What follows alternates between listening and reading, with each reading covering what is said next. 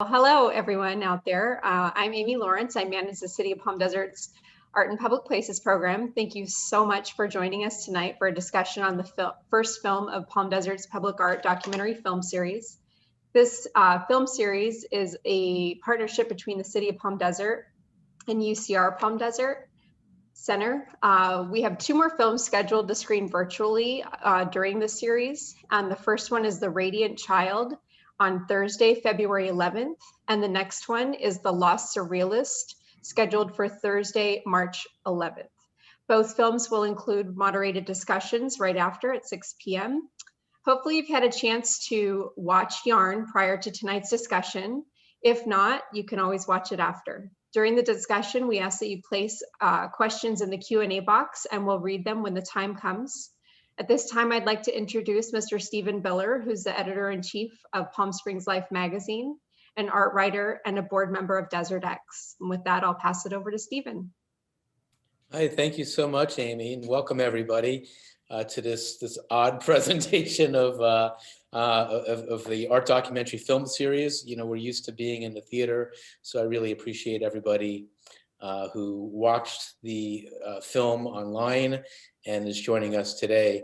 I want to introduce Deborah Mumm, who is the executive director and chief everything over at the Create Center for the Arts in Palm Desert.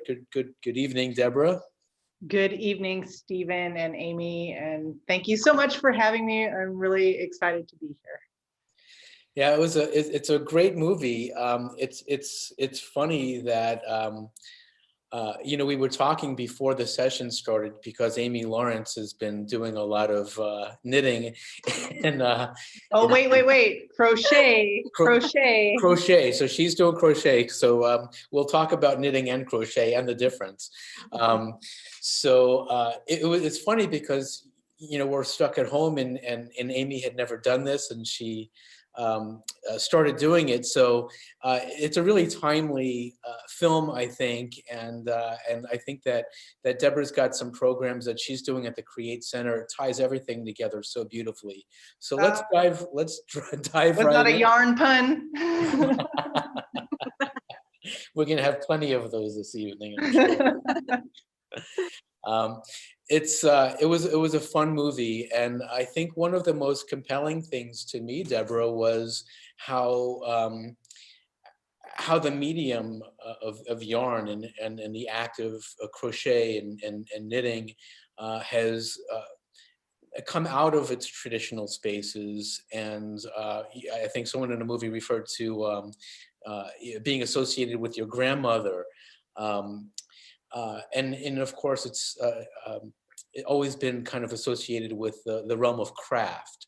So what was most striking to me in this film was the diversity in the applications of the medium.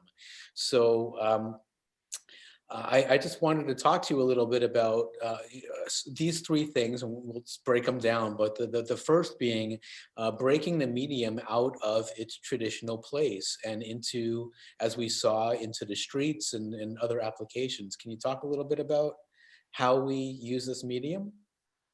You know, I'm a painter. I think so. One of the things that came up in the conversation is that some of the uses of yarn have some very painterly effects, and clearly it's not just for your grandma anymore. And one of the things that is really exciting is passing on these traditions and seeing them kind of explode to new levels and dimensions with, you know, creativity. That's what. And in non-traditional ways, you know, knitting, we were talking about making blankets or making clothes, but that's not what we were seeing in this film. What we're seeing is street art and that incredible nylon playground that we saw. I love that. I mean, Toshiko McAdams, I believe, was the artist there with net. Yeah, I thought that was incredible. And that used nylon. So we were talking about the different materials too. I think that when it's always surprising, I think, when you see a medium used in a way that's unexpected and the way it touches people. And Can you talk a little bit about how you, when you saw this film, how you responded to the way people were interacting with this artwork in a way that you might not interact with a painting or a sculpture? Well, it's interesting for me. I love the playground aspect of it too, where it's really tactile. Most of the time we're told like not to touch the art. So it's really nice to have that kind of interactivity, and pushing the limits is one of my favorite things in any medium. To see what it can do, and to take it to new places. So fiber is very versatile. You can do a lot of things there. And the film touched mostly on people that are using yarn, but there's all kinds of different fiber artists out there that are doing like giant installations and creating rainbows and floating things. There's it's just unlimited to whatever your imagination is. And so for me personally,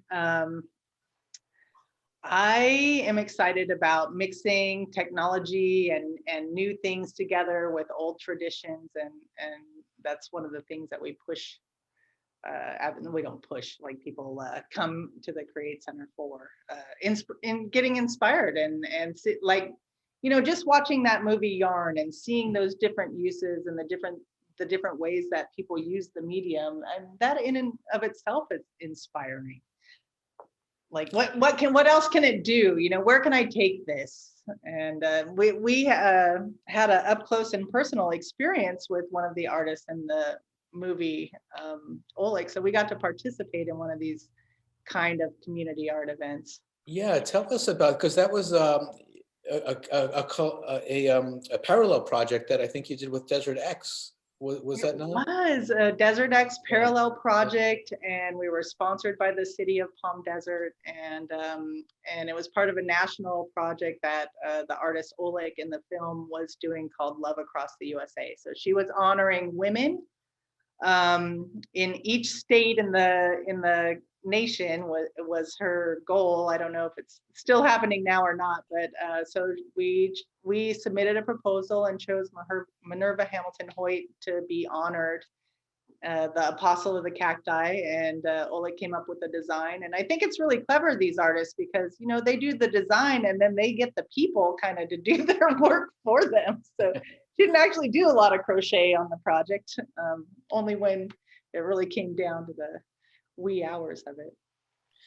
Yeah, and there were some dynamics to it. So there was an exhibition, there were some classes. Can you talk about all the different elements that came together there? So what happens with a project like that is we get the initial design, and it came in pieces. So the participants, then we had over 40 participants. And you invited them from the community? Yeah, anybody could come. It was a free project, and you could come and learn to crochet. You didn't have to know anything about how to crochet, and you could all the materials were provided through the project. And so the first round we taught you. Then we had little support groups along the way, and little crochet circles. We went to we were at part of the Indian Wells Art Festival. We did some crochet over at Casuelas Cafe, Casuelas Crochet, we called it. So we took it kind of out in the community, and yeah, it was fascinating. When you're out in the public, you learn how many people actually do this, or always wanted to. Yeah, and apply it to something that they probably would have never thought of before. Again, they're not making something necessarily functional, but Oleg, what was really, I really enjoyed her addition, her part in this film, because she talks so much about the sexist, chauvinist art world. And being able to break this medium out of a traditional, what she called women's art or craft, and into something wildly contemporary, expressionist, in her case, very painterly, the way she uses the yarn. And it gives you a sense of what's possible. And I think that to look at a medium in a different way like this is just, I know when I was watching the film and I was seeing this medium used for street art, for graffiti, My favorite. I'm like, my gosh, you could do anything with this medium. And so it's kind of frustrating almost in a way, because like metal, like wood, like ceramics, textile art is often categorized and kind of pushed aside into the realm of craft, because when you take one thing and you turn it into another thing, well, that's craft. But that's not what we experienced in this film, is it? No, and that's a hot topic Yeah, too. yeah, that's why I wanted to Art stick and it at art and you. craft. Ooh, boy, that's a can of worms right there. But I think that any practice where you're involved in making something with your heart and your hands, there's an art to that, whether you're cooking or you're gardening or you're crocheting or knitting or whatever the case may be, or painting. um, in Bali, there's no word for art. It's what you do, right? It's your livelihood. It's what your well-being is. So I think it's really tricky to separate art and like fine craft, because they're artisans. That's right. Crafters are artisans.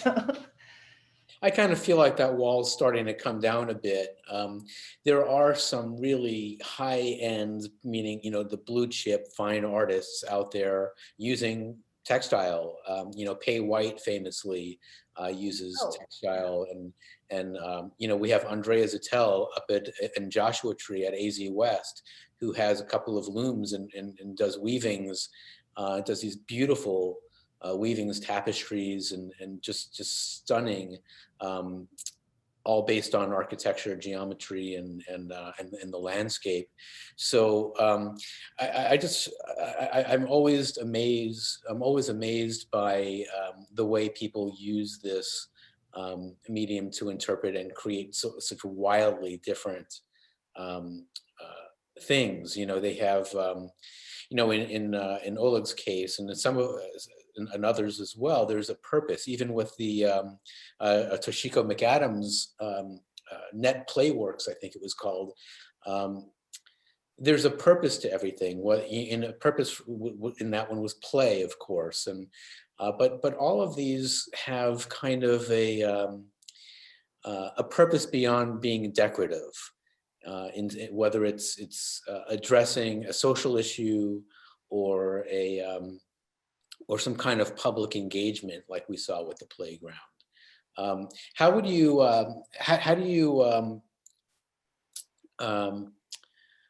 how would you characterize the end result of what you did with Oleg in Palm Desert? The end result was we were so grateful to complete it and get it on the wall. I think that project taught us a lot about the power of collaborative artwork to create community. I mean, people formed friendships. As we were talking about a little bit before, that typically if you're doing crochet, there's not an emergency to it, right? So when it got down to the wire on that project, we had people crocheting like 24 hours a day to be able to finish this enormous project.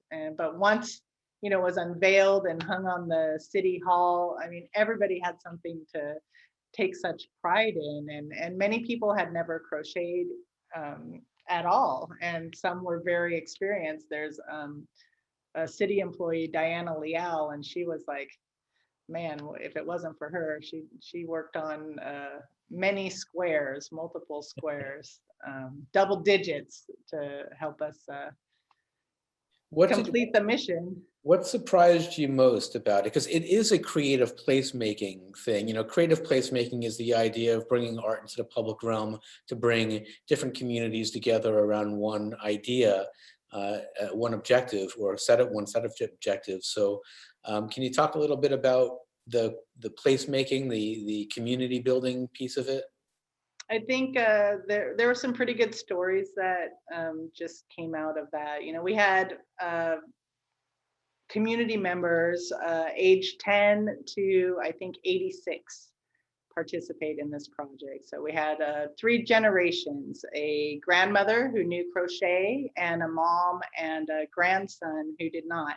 So they all participated together, and Jonathan actually ended up kind of a closet crochet artist, and at the middle school he was trying to kind of hide it from his friends, you know, doing it in his backpack or whatever, and they're like, what are you doing? He's like, I'm crocheting. So then he starts making hats for them. So part of the whole thing is like empowering your community and community members with these with this knowledge and these tools and new experience to be able to go out and make their own things. So not just participate in the project, but you know, personalize it and learn a new skill that they can sell on Etsy or whatever.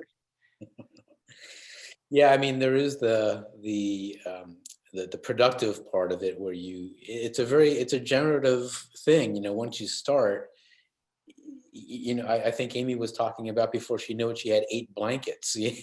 You know, so it's kind of a and I think when you talk to people who work in ceramics, especially, they talk about the Zen experience that they have, this spiritual dimension to what they do, and the you know, it takes them into a different space where they're not necessarily dealing with the issues of the day, and it's pure joy, it's pure creation, and it's kind of uninhibited, wouldn't you say? I would say, like, you know, those are meditative processes. Yeah. Right. It gets you into the zone, and it's the same thing for painters or, you know, filmmakers or whatever it is that you're doing. You know, I'm probably one of the few people that I like doing dishes, right? It's like I just get into that zone. Not that I'm particularly an artist at it, but those kinds of activities are really important for humans. I think that it's using your hands, and where you have to kind of pay enough attention, and yet still be able to think of other things. It's very calming for people.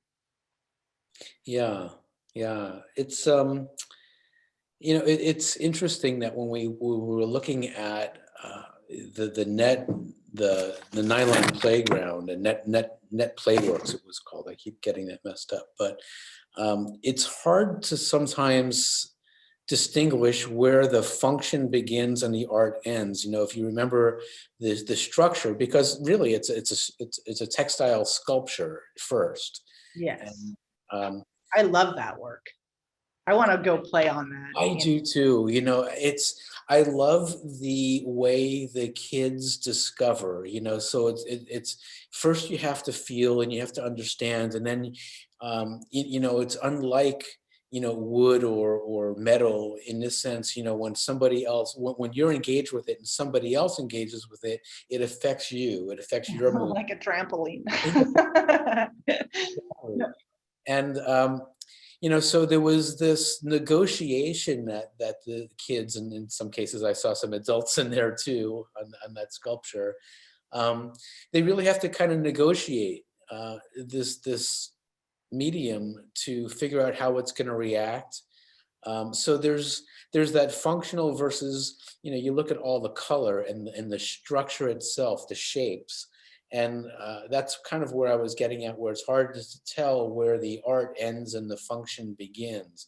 Because you could make that piece, you can have the same effect very differently without some of the more dramatic sweeping stretches. And but, you know, it's all part of an aesthetic too. So, and I think that when people approach a playground as a playground, they don't necessarily think about aesthetics.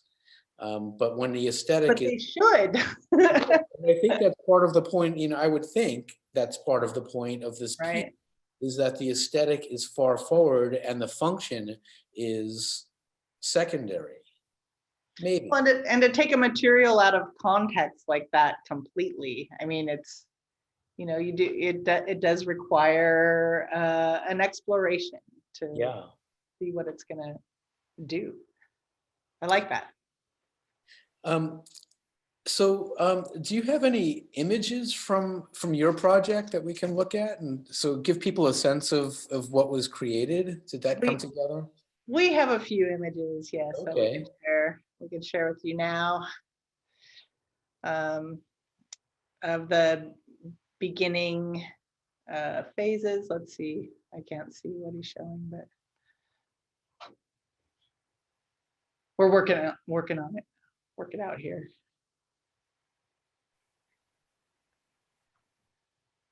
So there was, oh gosh, I'm still here with all these people that are, so this is one of the learning sessions when Oleg and our team came to teach the crochet. You know, she showed a little movie, and then everybody got yarn and instructions, and you know, there were very specific requirements that knots had to be tied a certain way, you know, so the whole thing would really have a lot of integrity when it was stretched, because there was, I think we have some pictures of a picture of the stretching, but that's a shot of trying to put all the pieces together. So man, I think there was like, I should have brushed up on this a little bit. I think there was over 60 panels of they were 24 by 24 inch squares, and it covered the whole side of City Hall. So that's Jonathan and his mom, and then our friend Holly in pink.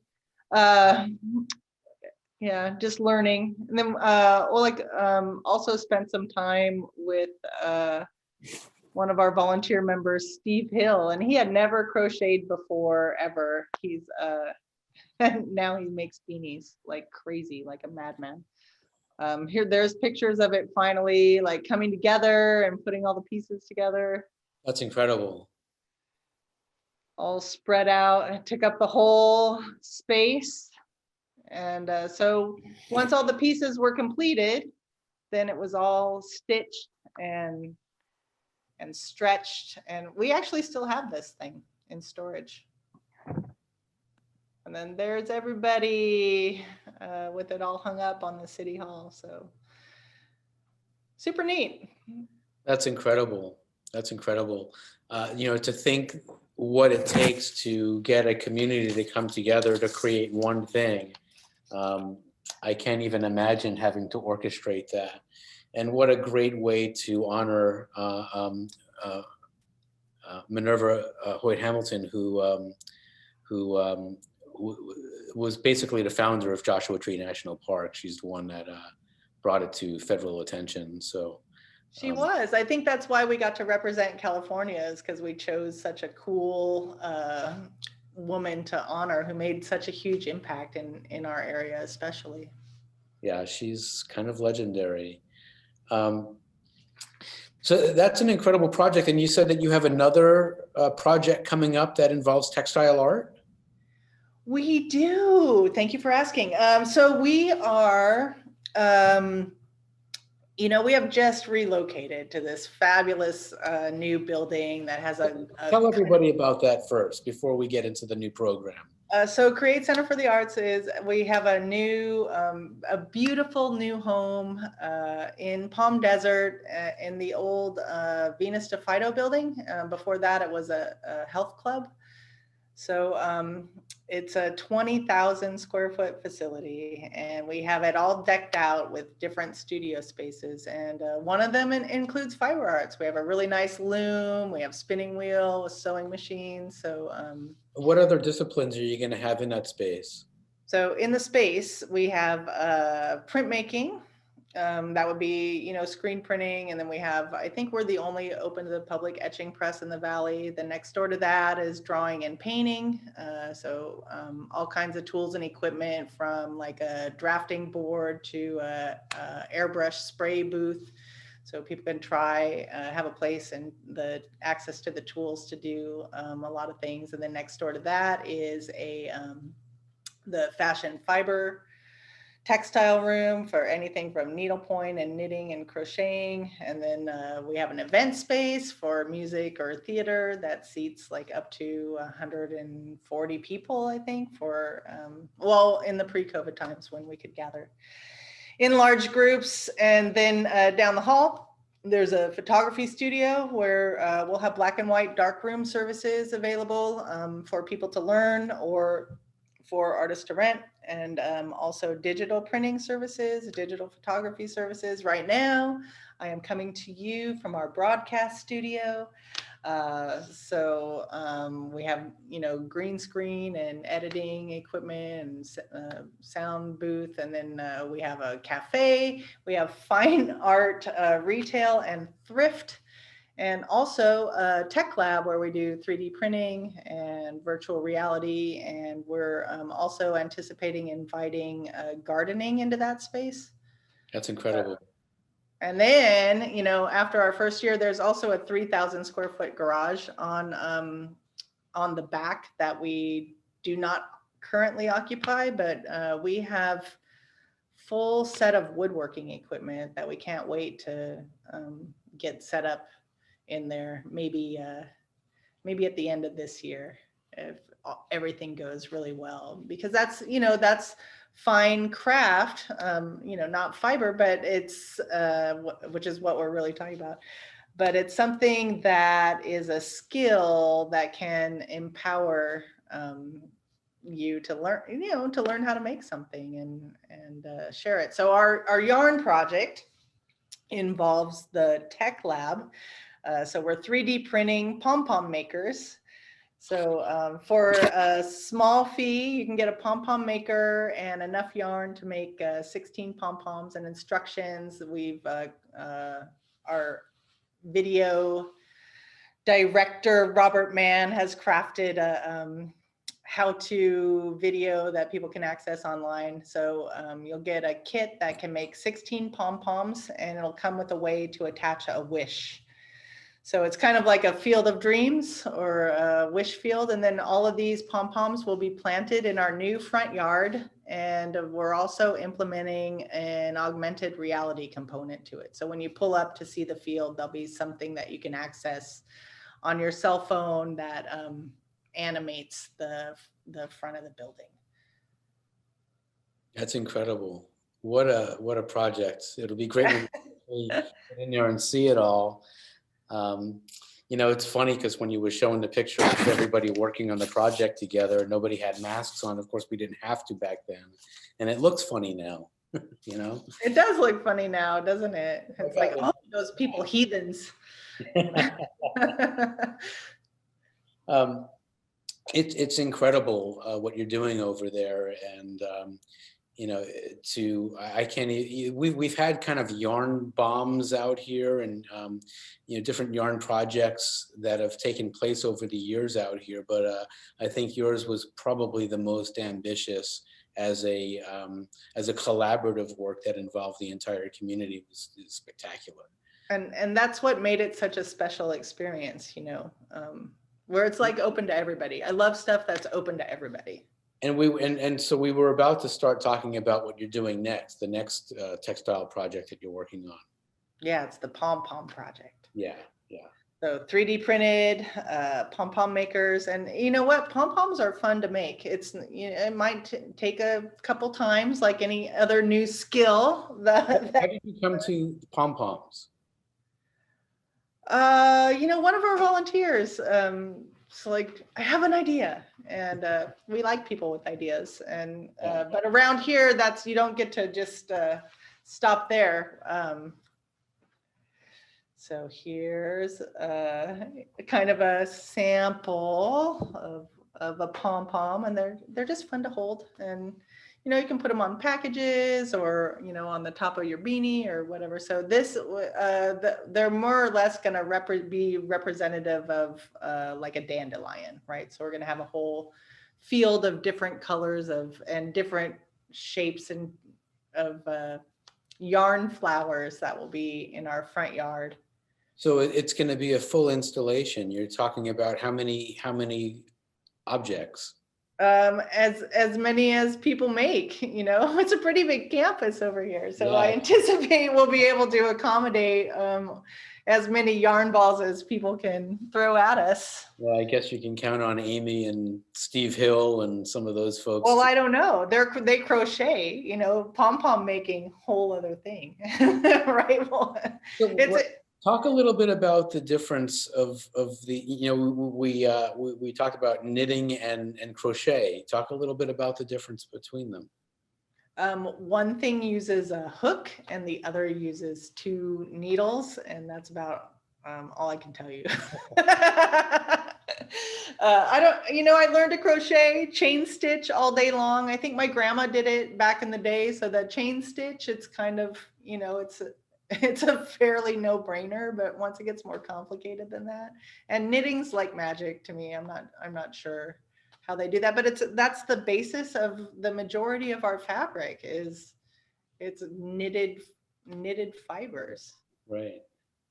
And so I never acquired that skill, but I know that you do one or the other, because they're very different in their approaches and what you can do. I know that their knitting is used in some scientific explorations, because if you can knit it, then it can exist in other realms. And there's all kinds of different patterns and geometric patterns to knitting that are closely associated with the shapes of science and the natural world. I love the parallels between crochet and knitting as well, and painting. Particularly, I think Oleg, gave us a great example of someone who uses textile like a painter would use paint, and achieves the same end results. She paints with yarn. Yeah. And she also costumes people. I don't know if you've seen more of her work, but she's really into putting people into yarn suits and kind of transforming humans. I want one of the yarn suits that we saw in the movie here. That was fantastic. Pretty neat. Yeah, something people, but again, these are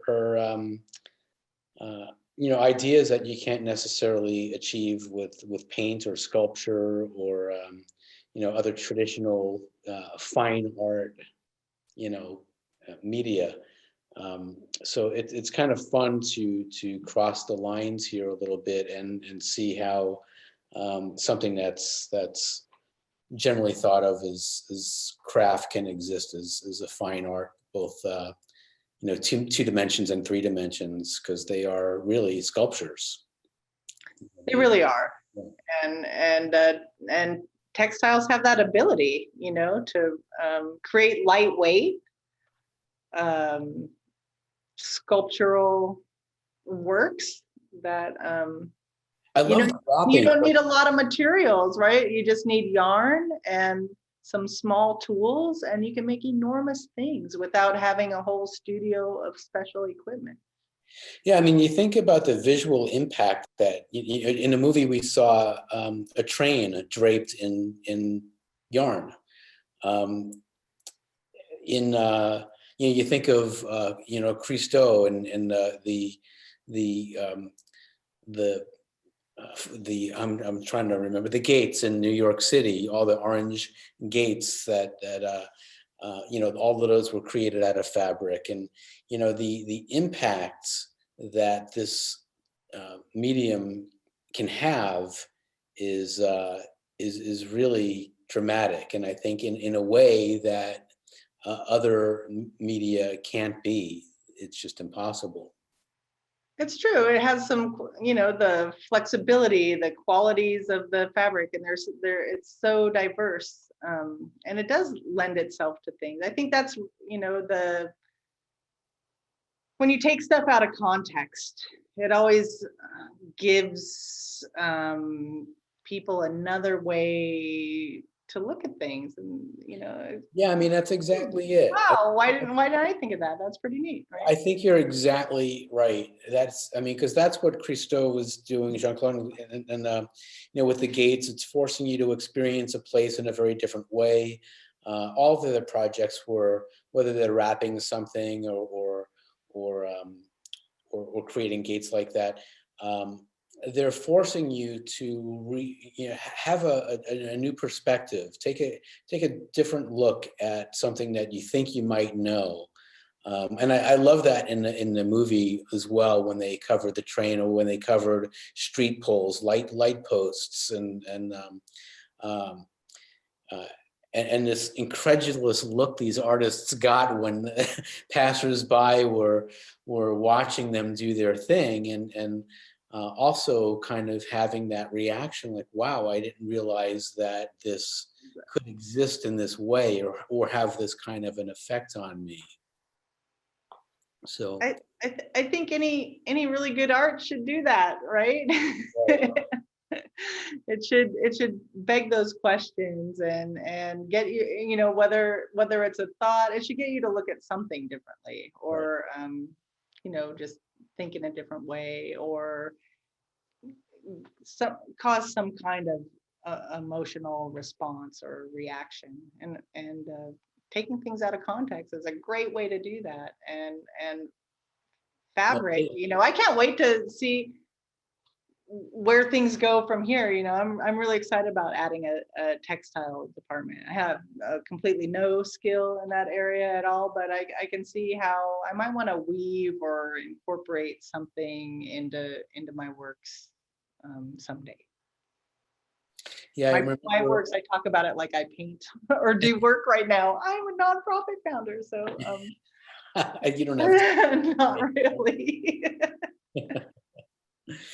Yeah, we had an artist in the last Desert X, Eric Mack, who did a piece down by the Salton Sea using very expensive Missoni fabrics, and recontextualizing these expensive, luxurious fabrics at the Salton Sea with a completely different purpose. Again, very dramatic, and like you said, it takes the medium out of its traditional context, and gives the viewer an opportunity to experience that place in a completely different way. In this particular case, looking at an abandoned gas station, completely anew, wrapped in. So it was a very satisfying. And anytime an artist surprises me by doing something wildly contemporary and with social purpose, with social meaning, in a medium that I wasn't expecting, I love that, because it's what art should do. It should surprise you, and it should challenge you. So I found that piece very satisfying. I see that we have some questions that are starting to pop up. I don't. Should we, Amy? Should we start looking at questions here? Oh, bring back Amy. There she is. Uh-oh. Muted. I have my Olek photo behind me now as well. So one of the questions we got was, I'd love to discuss the craft versus art. And I believe you kind of touched on that in the beginning, the craft versus art using, but that's a fine line there, It's a very controversial subject. It really is. And then design too, art and design, The walls are coming down. There's the purists who will always say that textile, wood, metal, clay are the stuff of craft. But I just don't buy it anymore. There are contemporary artists that are using these media in wildly new ways, unexpected ways. So the whole craft versus art thing, yeah, there's craft. There are people that are doing craft work with these materials, but that doesn't necessarily mean all work being done with these materials is craft.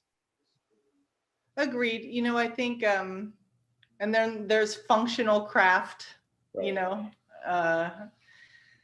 I don't know. It's so complicated and tricky, but I think that anybody that really takes the time to develop their skill in whatever it is that they're crafting, they become artists. That's exactly right. I totally agree.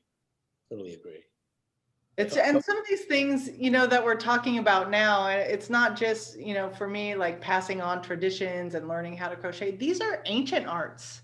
You know, weaving is something that people have done to make shelters and baskets and survive. And now we, we do it for fun. But these things have been going on.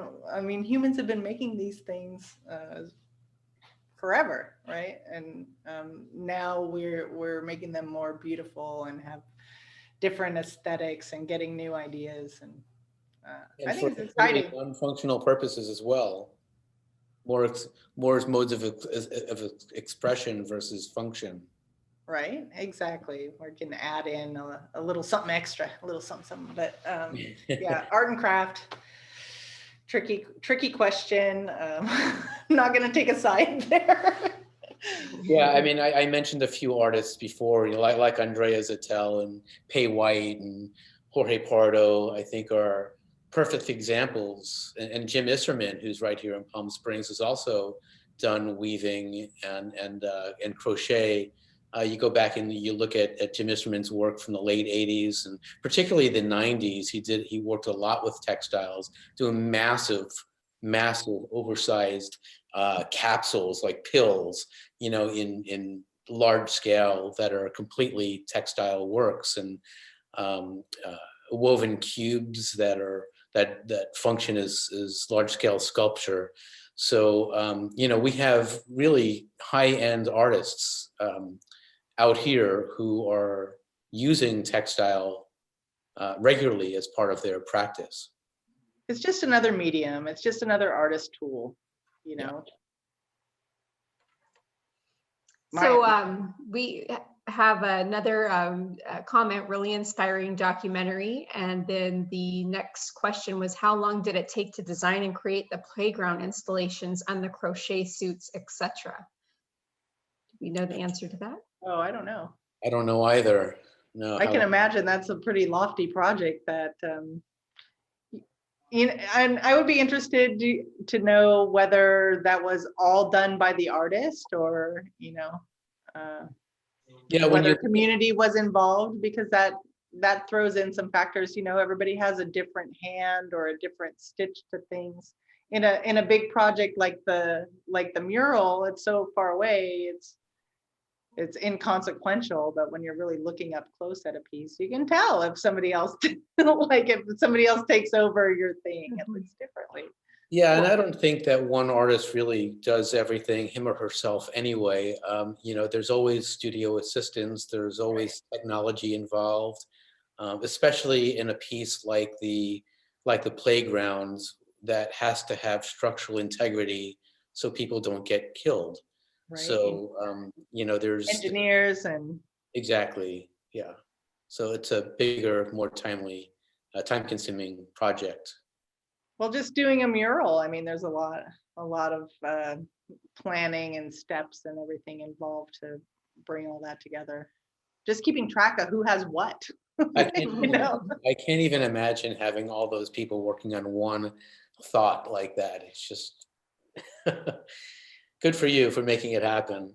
It was awesome. And thanks to the city of Palm Desert for their support on that too.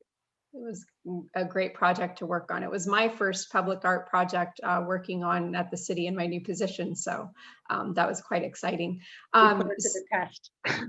Yes, put me to the test for sure. Is there going to be a space for dance at the new Create Center for the Arts? We have replaced the movement studio with painting, but there is a big room. It's not a great floor for dance, but yeah, there's room to do it, and we do have a dance floor in storage. So we hope so. There's been some talk of rumors of tango. You know, we're pretty open-minded people. This is your community arts center, so if there's something that you want to do here, you know, ask us. That gets us excited. We want I to love see. that attitude. That's incredible. That's awesome. You know, and there also, just to add a layer, there's also the newly opened Palm Springs Dance Academy in South Palm Springs in the old Sun Shopping Center where Zelda's used to be. So that's run by Michael Nickerson Rossi, and he also produces the Palm Springs Dance Festival. So you can check that out too. And that's pretty cool. And you know what else is really great with dance? Fabric and fiber, right? They play well together too. Very well together. Pretty good point. Good point. What happens to the pom-poms if it rains? They get wet, just like the same thing that happened to the mural. You know, it's pretty rugged acrylic yarn. Yeah. I think we saw that in the film, you know, the street posts and some of the graffiti art that was done with yarn. I think we saw that in the film where it was raining, wasn't it? Maybe. I believe Yes, so. yes. And then I know one of Oleg's projects in Sweden, the Pink House, it actually snowed Oh, wow.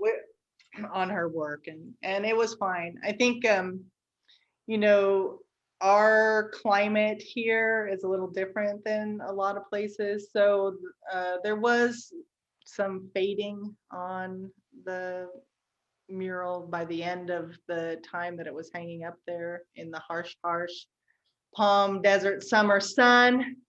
But it's still, I mean, it's still together, and it's we hung it up one other time, and maybe we'll find another occasion to do that. Who knows? There's got to be an anniversary coming up for Joshua Tree, right? For sure. Yeah, I'd love to take it to other locations and continue to celebrate Minerva in yarn. We got a really kind comment for you, Deb. It says, Deb's an amazing woman who makes dreams a reality, an icon in the desert who inspires and enriches lives. Oh, that was wow. very Thank you. kind. Thank you for that comment. Absolutely true. And then when does the Pom Pom project start? I think there's a little teaser on our website. Hopefully we got something up there, and we're opening the store next week on Tuesday, and we should have these things available starting next week. Great. The kits, and then all the stuff that goes with it, and you'll be able to participate. And we were hoping to do it kind of in the time window during Desert X, so there'll be another kind of thing that people can explore from their cars to safely drive by art. You know, you got to take those things into consideration these days, how people can participate from a distance. And that's why I'm excited about the kind of AR component to it too, because we love marrying the technology with the tradition. So we'll bring 3D printing and augmented reality and pom-pom making all together. Great. Was the material in the play structure reused? Wanting to know do you know, they took such great care in taking it down. So does anyone know if it was reused? I don't know. I'd like to think so. I love repurposing. It seems like it was a very specific installation for that site though. Yeah, it is. It was a site-specific installation. And so to reinstall, it would they'd have to add to it to adapt to other environments. Totally possible, for sure. I think that, you know, the film did point out that there is wear involved. You know, so when people are climbing on this thing, eventually that thing's going to need to be repaired, and that goes for, I mean, the Minerva mural. You know, at some point will need some repairs. With love, yeah. That's just the nature of the medium. And in terms of, you know, you mentioned the fading. I'm an art collector, obviously, you can see behind me, but, I have works that are made by some, famous artists that are not as archival as I wish they were. There's an artist that I have a piece, I own a piece by Thomas Hirschhorn, who uses a lot of, pen and ink and tape and tracing paper. It's a mess. It's collaged with magazine images as well. And this is cacophony of imagery and different materials that are involved, and not all of it's archival. And this is a piece that I acquired back in 2003 or 4, and it's 2021 now, and parts of that piece have faded away. You can't see them at all, and it's frustrating, but it's just the life of a work of art. Yeah, agreed. I mean, if we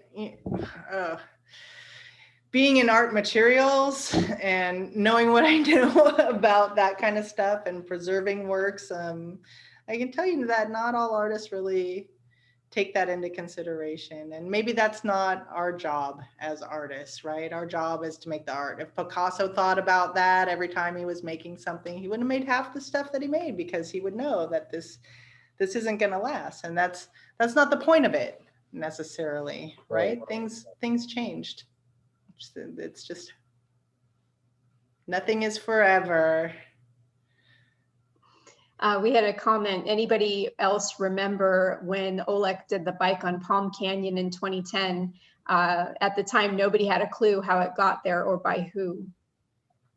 Oh, that's funny. I think, did Melissa Morgan end up with that was her. Yeah. Yeah, that comment's there too. They, I think they tried to connect while Oleg was in town, but yeah, she just rode it around and then left it when when she left the desert.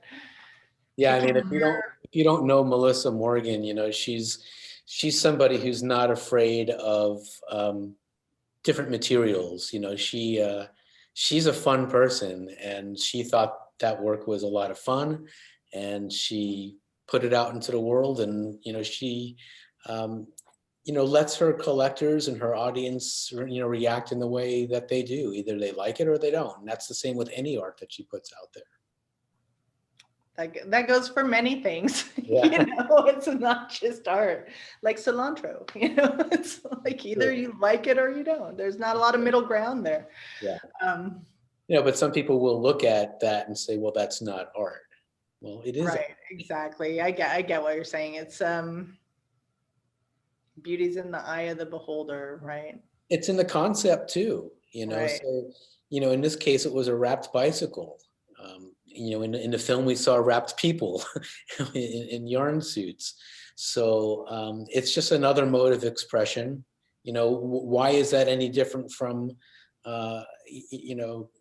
Jean-Claude and Christo, wrapping or doing one of their installations? The same thing. It's totally not. I think that some of those, fabrics have a different sort of luxurious feel to it. There's something about yarn that, I don't know, it's got, what's that? A little bit more down home. I don't know. You can't, you can't make things that are so malleable or flat, or yarn it's got a certain amount of heft to it and weight, and I know they make different ones, but yeah. I don't know, fabrics are they're more fluid. I think that yarn's tough. If you can make all those beautiful things with something, so it's like a crayon almost compared to like a fine pastel, you know what I mean? I think, I don't know, it's kind of it's at least that acrylic yarn that we were using for for the mural. It's pretty rugged stuff. You're not gonna, right. I don't know, it's kind of interesting. Will you have a loom, and would you be interested in antique knitted blankets? Wow. Yeah, we do. We have multiple looms, actually. We have a pretty big loom, a 24-inch. And we also 3D print small looms to make little things, mug rugs, we call them. So kind of like coaster size rugs. But we will have, we will be a dealer for, I think it's Ashford Looms. I can't think of what the company is right now, but I think it's Ashford. And then, so you'll be able to, like, library rent a loom or come to the studio and do your work here.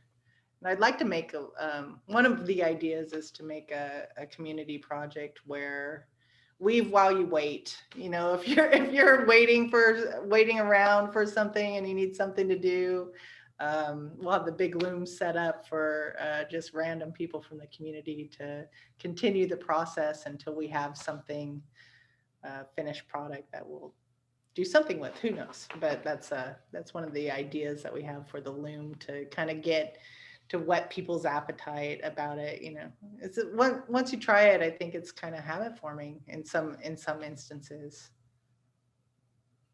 You just want to keep going, like Amy, and make 8 blankets. We have another question. The Icelandic artist putting her buoys in the ocean made me wince a little. Where's the line between that and vandalism, as when people paint rocks in national parks? Ooh. Yeah, that's a tricky question. Stephen? I know, you know, probably with your Desert X experience, you can speak more on that topic.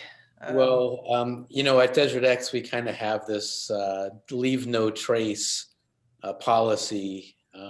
You know, we don't, you know, when Desert X comes down, we certainly hope that there's no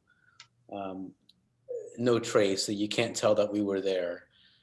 So hopefully that's the case. And I feel the same about, you know, painted rocks. You know, I love the high desert. I know Deb does too. And you know, you go out to Johnson Valley or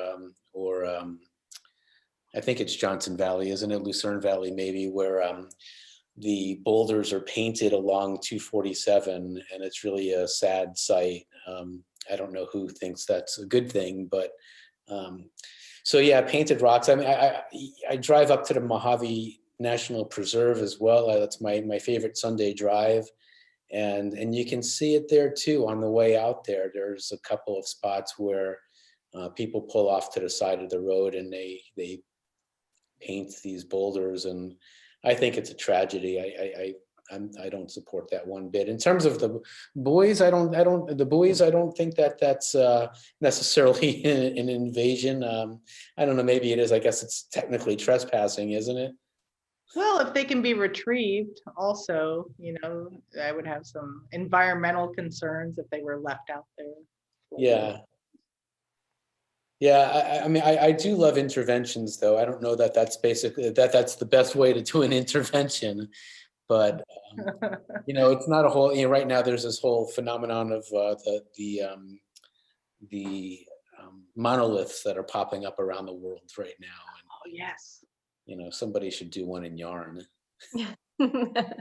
I think yarn has a lot of possibilities that we haven't seen yet. You know, hopefully movies like this inspire people to take whatever they're doing at home and whatever their ideas are to the next level, or give it a whirl, or try something on a larger scale or smaller scale. You know, it doesn't even have to be big. There's a lot of neat things that. I totally agree. I think that's a great takeaway. It's you know, this film in general forces you to look at materials in a different way, you know, and how can I use this or how can I use that at the very basic level. I think that's what this movie does.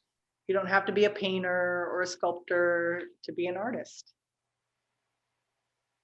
So we had a comment, yarn is super tactile and emotional. People respond to the effort and thought you put into any final project. So I know that to be true personally, but will you share 3D files that we can print at home? Oh, we could absolutely do that. What a great idea. Thank you. Yeah. That's a great idea. Yes. And then the last question I see is, do you have a lot of volunteers at the Create Center for the Arts? We do, but we can always use more volunteers, especially now that we have more space to volunteer in. Clearly, there's a lot of things to do around the new Create Center, and we invite you to be part of it. I mean, it's really your community art center. There's so much incredible talent in this valley. It just blows my mind every time I meet somebody who does, you know, an art or a craft that, you know, that I can't do, which is pretty much all of them. But I'm amazed by what people can do, what skills they have. And you know, Deborah's in a place where she's kind of the clearinghouse for it. People come to her with skills and say, oh, well, I either want to take a class or I want to teach a class. And she provides that platform. And eventually I come along and notice somebody with great talent and hopefully write a story about them. So, but I am absolutely amazed by what people know, the skills that they have, and the way they will bring them into a public realm. And that's really what Deborah is doing, is making that possible for people. Well, I think the really exciting thing about Create is the exchange of ideas, because if you're pushing boundaries, you know, you need people to push boundaries with, or to get new ideas from, or to see, you know, like, for instance, a yarn artist that goes into the 3D printing room and sees all the, I mean, the 3D print lab prints tools for all the departments. Camera mounts, you know, we 3D print etching plates for the printmaking department. We can print crochet hooks and knitting needles. I mean, it's really interesting. So, and that inspires people. Hey, can you make this? Or I don't know, it all feeds each other, and it gives people get new ideas. And I think that's what helps people to push the boundaries and take risk. You know, art making is a very vulnerable thing for people to do. So I think the bonds and friendships that are formed during that vulnerable art making process are really precious. And we're really like a family over here, or a creative support team, I call it, where we got you, you know, we're here, like, what do you need? Or what's your idea? Or how can we bring those ideas out of your imagination into the actual realm, or come as close as possible with the materials that we have available, whatever the materials are, you know, yarn included. And I think that's all for our questions. Sweet. So thank you all for attending, and thank you so much, Deborah and Stephen, for this wonderful discussion. And if you can attend the next next discussion will be on February 11th. The Radiant Child is the film, and then March 11th is The Lost Surrealist. So we look forward to seeing you then. Thank you again.